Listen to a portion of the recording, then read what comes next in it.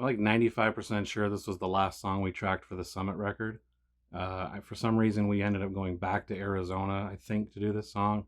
I could be totally wrong on that, but this one ended up being my favorite song off of that portion of the album. So yeah, let's get into this. Listen to me, 'cause I'm the one you wanted to feel peace again.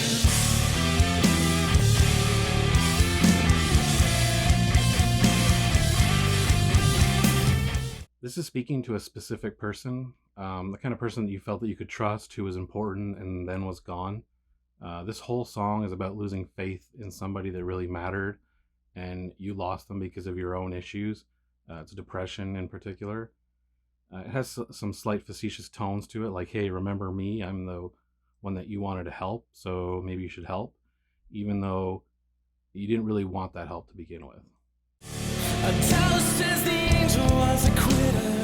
One of my favorite lines that I've written, especially in conjunction with the second verse that kind of calls back to it, it's betting on the fact that even that person who was supposed to be there for you, they're eventually going to leave you as well.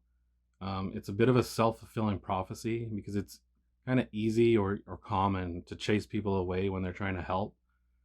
People as a whole can only take so much, and expecting someone to go through your darkest times with you is a pretty tough thing to ask. You're not the only one taken for granted.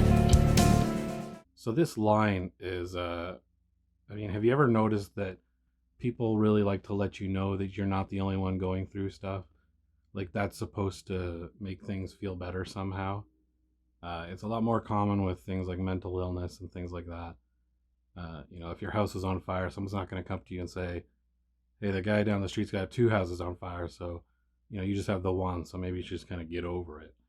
I don't know why that's the way it is. It's kind of human nature to respond that way. It's kind of easy to get annoyed with someone who's just down. They might not know the reason. They might not be able to control it. So saying things like that, it's really not going to help anything. Has it gotten worse? Just take it till it works. This is about taking antidepressants. And I personally struggle with that concept. My belief for me, and I really have to stress that this is for me, is that I need to either overcome it, come up with ways to get through these kinds of things, or let them overcome me. That's just how I view it. Is it the right way? Probably not for everyone, but it's the way that I see it. But like with all things, there isn't just one path for this kind of stuff. So this is about thinking you've gotten past something years ago, only to realize that it wasn't really gone. It was just kind of dormant. Depression kind of works like a series of storms. It's crazy. It beats down on you, and then it can become calm. And that calm can last for years. But then without warning, the other side of the storm could just show up. And then it just repeats. Storm, calm, storm, calm. Originally the storm started out of nowhere. And the more you go through these things, the easier it can be to see when you might be slipping and maybe get ahead of it. The scariest part of depression is how one day you're fine, and then the next day you can't function at all. And that can last for a short time, or it could last for a lifetime. Cheap threats beg for you to be a man. Cheap threats is talking about all the things you say at those low points that kind of end up meaningless because there's no follow through. Good things or bad things, it's all kind of the same. The be a man line. So there's a lot of opinions on what a man should be.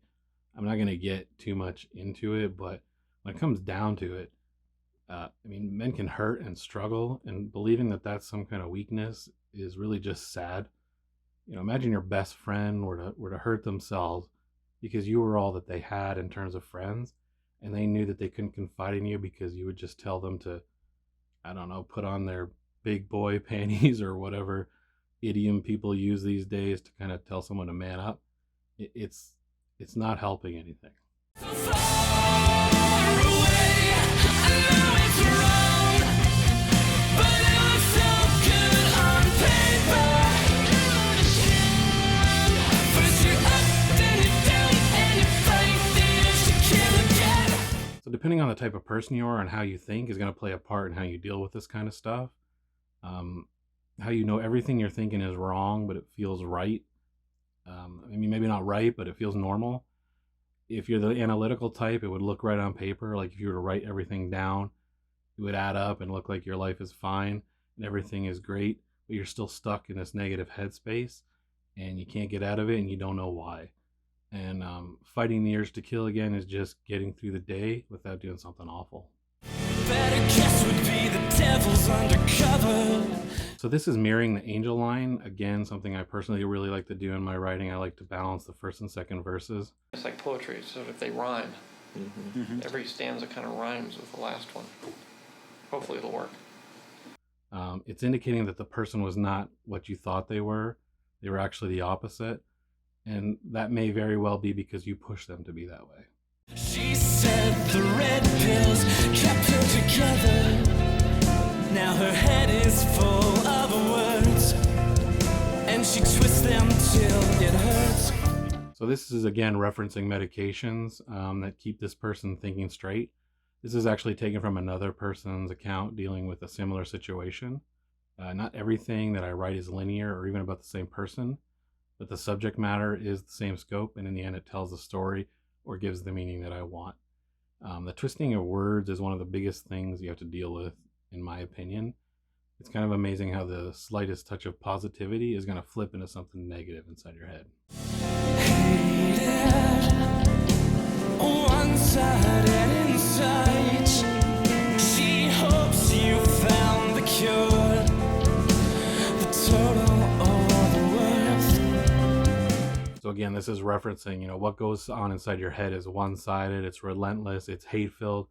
This is someone that's just hoping that you find a way to get out, hoping that the total on the paper from the chorus shows that there's enough value.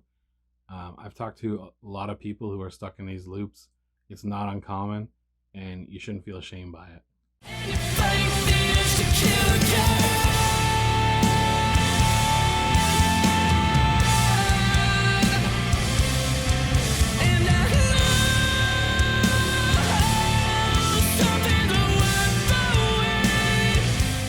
As a side, I really love this part and how it turned out. It's the culmination of all the great things that the five of us could do. It's emotional and powerful, and that's all because of everyone's contribution. And I know that you'll be reaching out. In terms of lyrics, this is saying that when you finally do reach out for help, it'll be worth the wait. Are you alarmed? Are you alarmed is a question that's asked throughout this song. It's about how shocking it can be when someone you've known for so long has just checked out and can't get back on track. It's hard to grasp that someone you may have known for years has just given up and they can't fix it. Their apathy towards everything is really bizarre and it's alarming. And that's kind of where the title came from.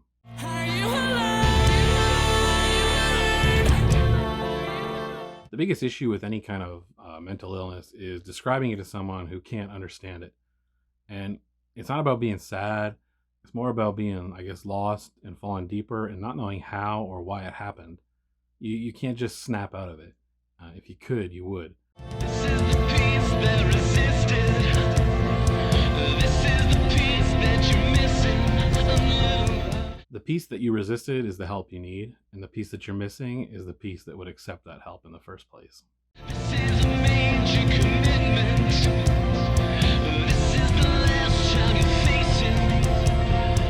This is his last ditch resistance. This is the road to persistence. This is the major attraction. This is all the factors that come up when someone is working through their issues. Commitment to even getting through it, resistance to, you can either resist the help that you're trying to get or you can resist the negativity. It's going to be one of those.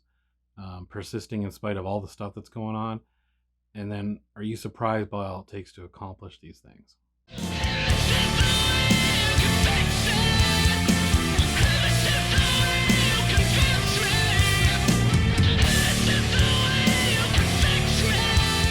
This is hitting that point where someone is throwing out a tough love approach and the response is along the lines of, really, you think that that's going to work? Tough love can definitely be used in some situations, but this is not one of them. If anything, you're just going to add more fuel to the fire. With mental illness like this, any kind of thing that sounds remotely negative is going to be twisted. Like if you say something like "you're better than this," that's going to come into someone's head. It's going to turn into "I should be better than this, but I'm not. I'm a failure. They know I'm bad, etc." It can go lots of bad ways. The only thing that you should show in these situations is empathy, which is tough for people. Empathy as a whole is one of the most important things we have as a society. And sadly, I feel it's fairly fleeting in a lot of people. But if you want to be known for anything in this world, be known for being empathetic. This is just the blow up after that tough love approach failed.